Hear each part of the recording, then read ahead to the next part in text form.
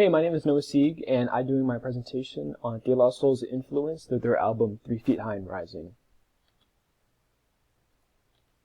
So De La Soul was formed in 1985 and consisted of the Long Island-based trio made up of Cosmos, Trugoy the Dove, and Maceo, all pictured to the right. So 3 members all attended the same high school, Medieval Memorial High in Long Island, New York, and their personalities were fun and similar and were very well reflected through their music. De La Soul took a very fresh approach to what the hip-hop sound could be, and kind of developed representation, and just kind of the overall messages that could be talked about in the genre. This kind of approach is seen in just their names, as Trugoy took the backward spelling of his favorite food, yogurt, to get his name, and Cosmos reversed his original DJ name of Soundsop to get his. So 3 Feet High and Rising was De La Soul's debut album and was released on March 3rd, 1989. It's sort of a concept album in the fact that it saw a continued narrative in skits that kind of acted as interludes throughout the project. And the fun, carefree approach that they took towards their production was very clear throughout the entire album. I think the intro song perfectly sets up how De La Soul is personified through their music, as it takes the 3 members and some of the production team and sets them in a game show scenario where the original members, they take on pretty ridiculous characters and they answer ridiculous questions throughout the tape. It really just personifies what the members stood for. This is just the intro. But the kind of colorful nature really set them apart, especially with the development of gangsta rap over on the West Coast. NWA, Straight Outta Compton, and Public Enemy's It Takes a Nation of Millions to Hold Us Back, all released just 12 months prior to De La Soul's debut. But De La Soul really garnered a lot of attention because they were kind of this alternative to the gangsta rap scene. Their pop, jazz, funk, kind of psychedelic-y samples that they used in their sound really just kind of emphasized like the fun, carefree approach that they took to making their music.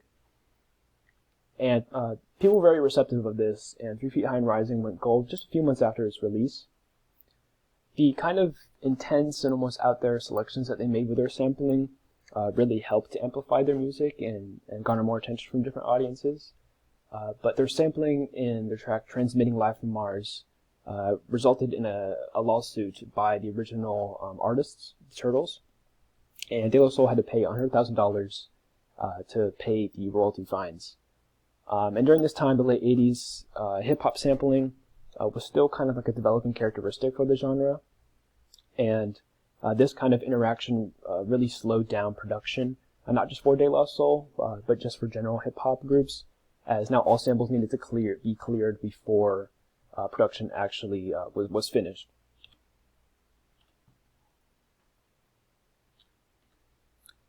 So, but De La Soul's playfulness that they brought to hip-hop was very evident throughout their lyrics in 3 Feet High and Rising.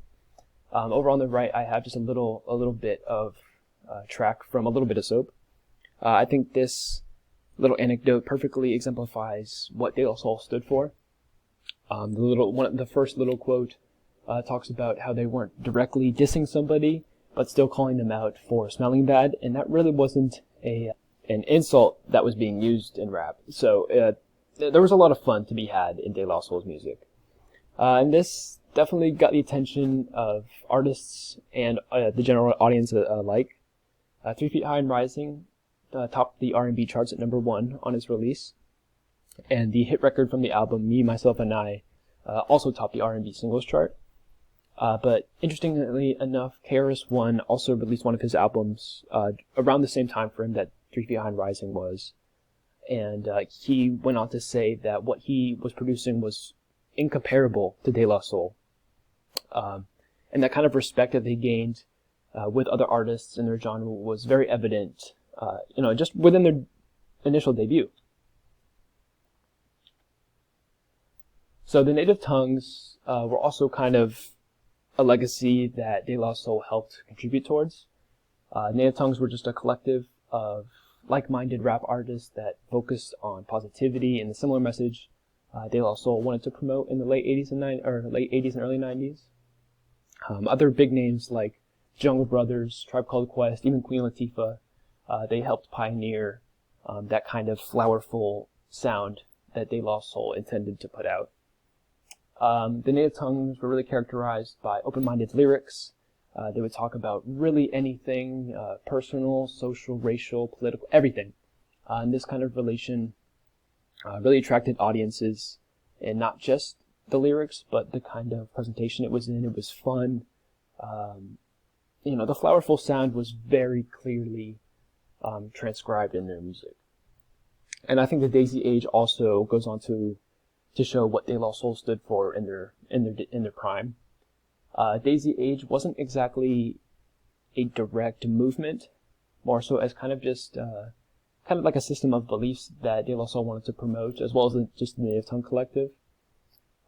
Daisy stood for the inner sound, y'all, and aside from being a track on their tape, this kind of belief was about understanding self-worth, kind of growing from within, and just really putting emphasis on creativity and all, and really colorfulness is really just the perfect way to describe De La Soul's whole movement. Samples continued to be something that was stressed through their music. The kind of funk, uplifting rhythms and tones that they wanted to use were intentional.